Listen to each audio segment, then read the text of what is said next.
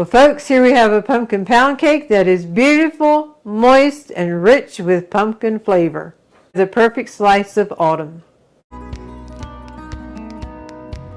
Howdy, folks. I am Martha, and Dorothy and I welcome you to Hirschberg's Miracle Homestead. We're in the fall. The temperatures are cooler at night. It still can warm up pretty good during the day, but with fall comes some fall produce. And one of those things is pumpkin. So we are doing a pumpkin pound cake today, and is it ever so good? We will start out with the pumpkin puree. We use the Libby's. It's 100% pure pumpkin. It's not the pie filling, it's the pure pumpkin. So that's what that is, measured out, ready to go. And then here we have the granulated sugar, all-purpose flour. We sift ours, eggs at room temperature, pure vegetable oil. We use the Crisco oil, and salt, soda, cinnamon, nutmeg, ground cloves, and ground ginger.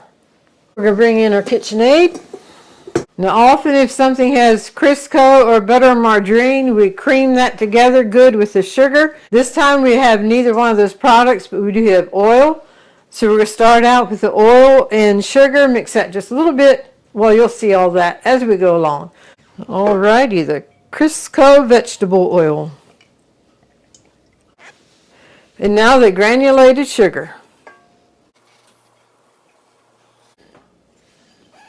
We'll give this a light mix together.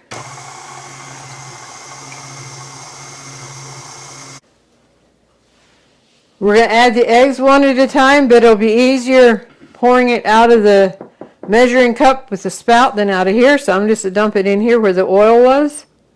And we can add them one at a time from there.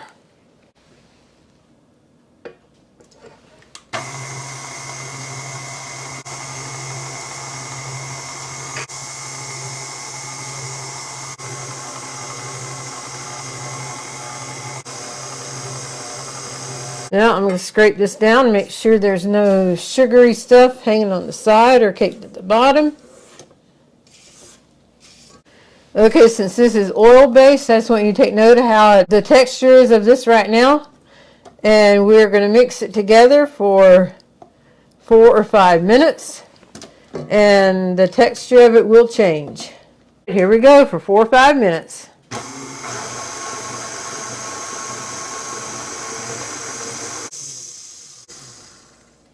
Alright, that got it to where we would like to have it. Next we're going to add everything except the all-purpose flour. So we will put the pumpkin in next.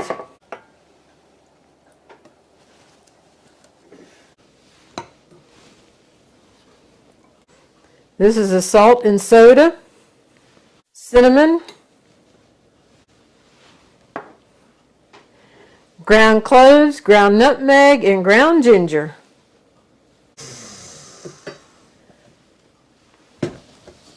Some of the spices are hanging on the side, so we'll scrape it down. Be sure everything is coming together good. Now we're going to give it another mix. And those spices make it feel like fall in the kitchen. Alright, now the flour. I'm going to add half of it. Or about, just guessing. We'll give this a mix.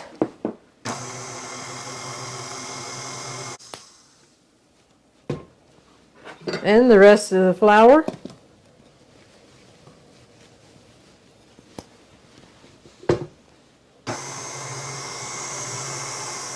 Alrighty, time for the final scrape down.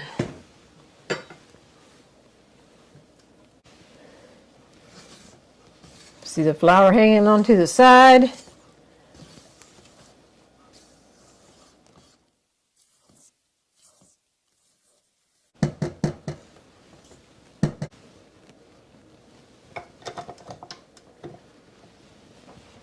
All right, it's had its final scrape, and now we'll have the final mix. You don't have to spend a lot of time mixing it at this point. Now we are done with the KitchenAid. And by the way, mixers are a convenience. You can absolutely mix things by hand. Mom, is one time her mixer gave out, and before she could get another mixer, she was not going to let that stop her from baking for her family. And so she would hand mix her cake batter or whatever she was making. She would do it by hand until she got her next mixer. Alrighty, this is looking perfection. We will come in and put it into the pan. This is greased. We use Crisco and then floured. Be sure the middle, the bottom, and the sides are all floured. And then tap it across the... We have our flour in a fix and mix bowl and then tap it so the excess...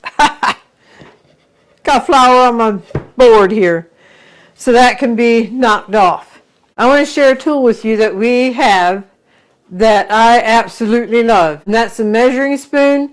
This is a regular size measuring spoon, and when you're in a container like cinnamon, even bigger containers, that measuring spoon, it's just harder to get down there and reach sometimes. So this right here is a long-handled measuring spoons. And that's exactly what I use to measure out the cinnamon, because it could reach down in there. It can reach down in there no problem. You have leftover room. So we got these from Amazon. We'll leave a link for them. Okie dokie. Just slowly pour it in the pan. Or if you're going to do it fast, that's up to you. But that is a beautiful cake batter.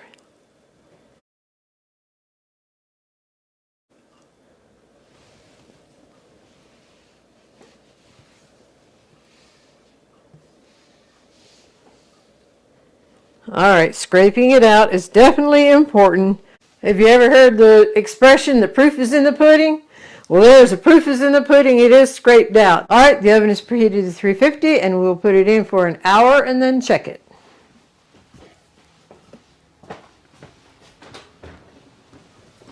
I checked the pumpkin pound cake at 1 hour mark and I let it in another 5 minutes. I'm thinking it probably should be done. I'll pull you in, I'll set the cake here, and we'll do the toothpick check. In case you're new to the kitchen, new to baking, this is one way you can tell if a cake is done.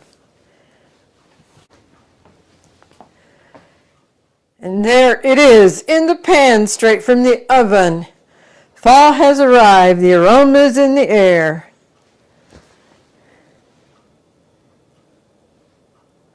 Put the toothpick down, bring it back out, and there we have it. This will sit in the pan for 10 minutes before we dump it. Alrighty, with a thin bladed, this is a table knife, I'm going to go down between the cake and the cake pan. Pressing against the cake pan, and that'll loosen any cake that might be hanging onto the pan. And now is the time to slide this out of the way. Come back in with the cake. I have 2 cooling racks with the little feet up. Place that on there. We're going to flip it over and the feet will land on the table. So the cooling rack will not be directly on the table. There we go. Perfect. And now the other cooling rack with the feet up, we're going to do the same thing. Alright, I'm going to brush the sides a little bit, get any loose off.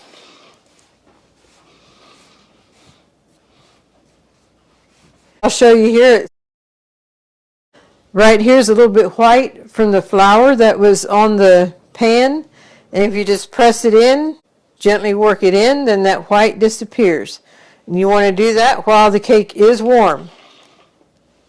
And while this cools, we're going to show you an auction find, plus I'm ready for some lunch.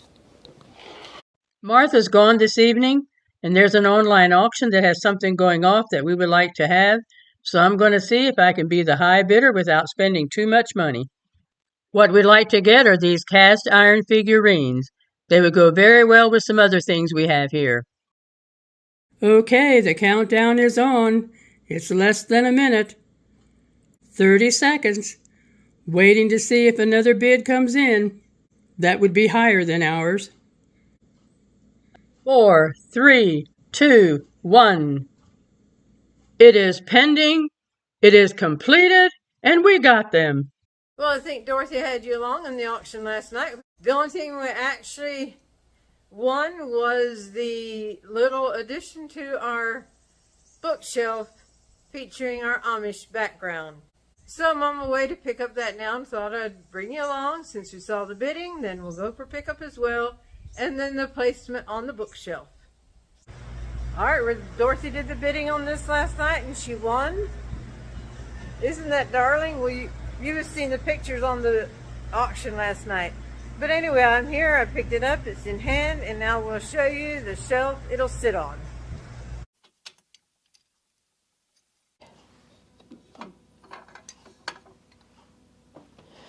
Here we have an Amish boy and Amish girl sitting at a school desk. And here is a German book. When we started going to Sunday school, this was our booklet. It's a German. We'd learn the ABCs, the ABCs, so we could then learn how to read in German. And we forgot about this, but at the back of the book is an envelope, and they still had slips of paper in, so I pulled one out. And what they would do, they would give a question for the children to have an answer to the next Sunday. And the question on this piece of paper, why were Daniel's 3 friends cast into the fiery furnace? And then till the next Sunday, the children are supposed to have that answer. The reason they were cast into the fiery furnace is because they would not bow down to a graven image who the people at that time considered their God. But Daniel's 3 friends stayed true to the living God. They did not bow down to a graven image. And they also did not burn in the fiery furnace. It is an incredible story. People looking in saw 4 men in there. Who is that 4th man? Read the story in Daniel 3. And if you hear a song on this story, look up the Statler brothers, Shadrach, Meshach, and Abednego. Those are the 3 men, and they wouldn't bend, they wouldn't bow, they wouldn't burn. And that was a fun reminder when we saw the envelope back there and pulled out this piece of paper.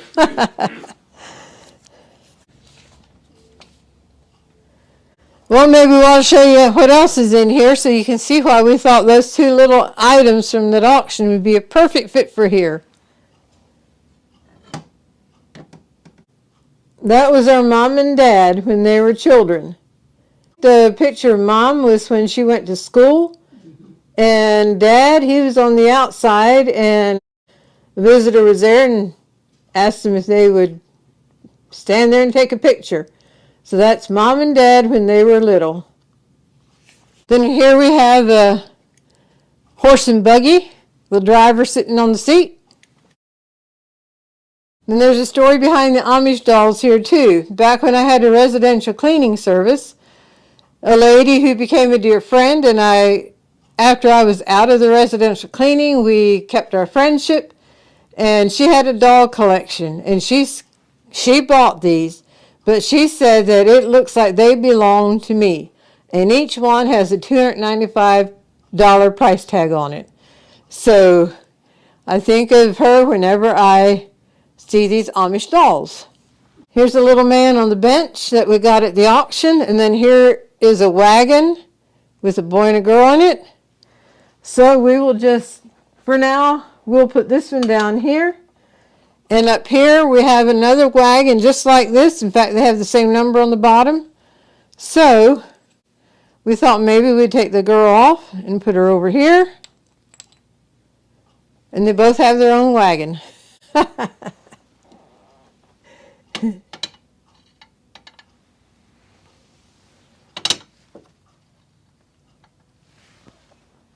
Now I'm going to cut the light out.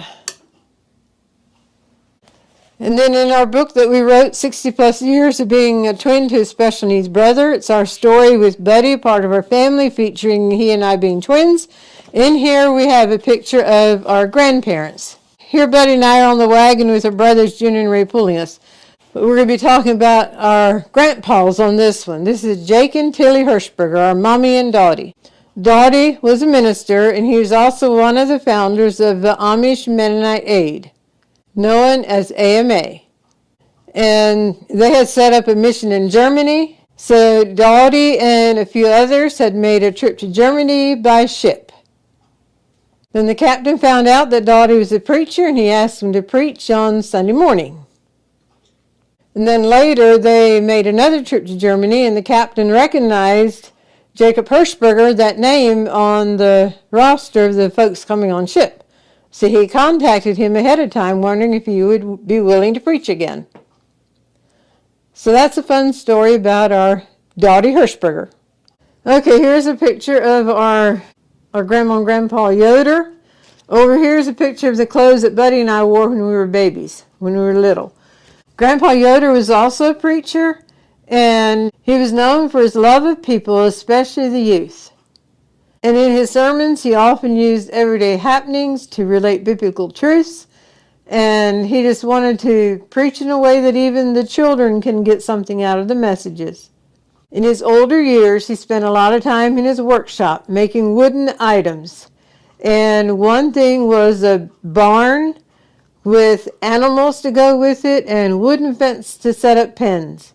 And he was from Georgia, and so was Jimmy Carter from Georgia. And when he was president, someone bought one of Grandpa's barn sets. He sold the barn animals and fencing all as a set. They bought a set for Amy Carter, and it was delivered to her in the White House. So that's a fun fact about Grandpa Yoder. One of his barn sets ended up in the White House. So now maybe you understand why when we saw these little Amish or Dutch people on the auction, that would be a perfect fit up here with our Amish heritage. So that's why we did it. And by the way, this book is on Amazon, and we'll leave a link for it in the description.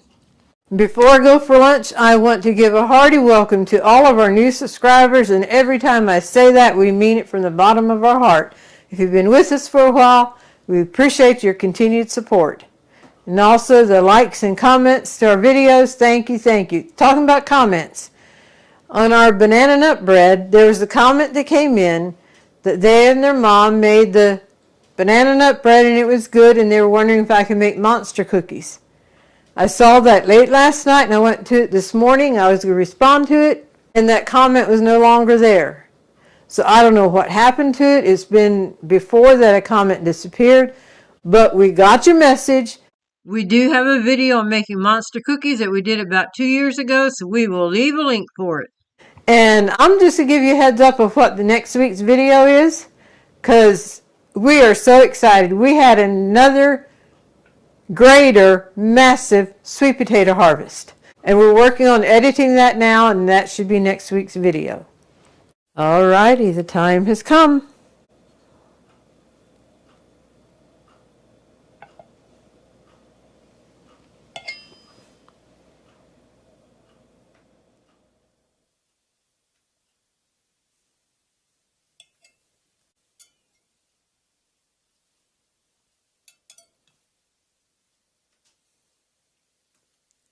And there it is, the beauty of a pumpkin pound cake.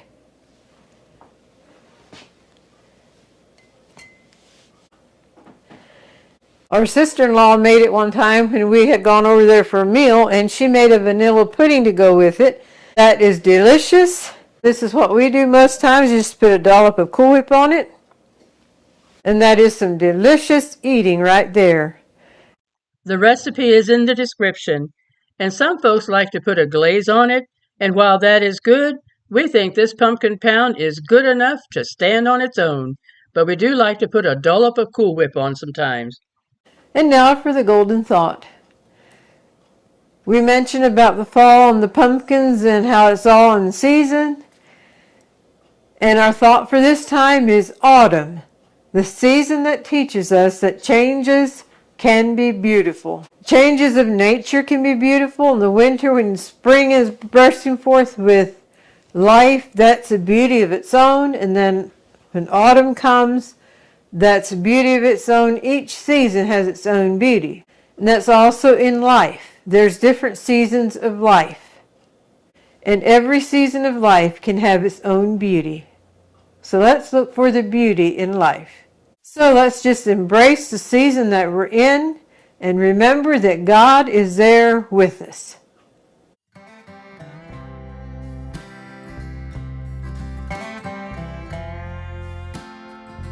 We hope you've enjoyed today's video. We hope you've been blessed, encouraged, and inspired. And until next time, God bless.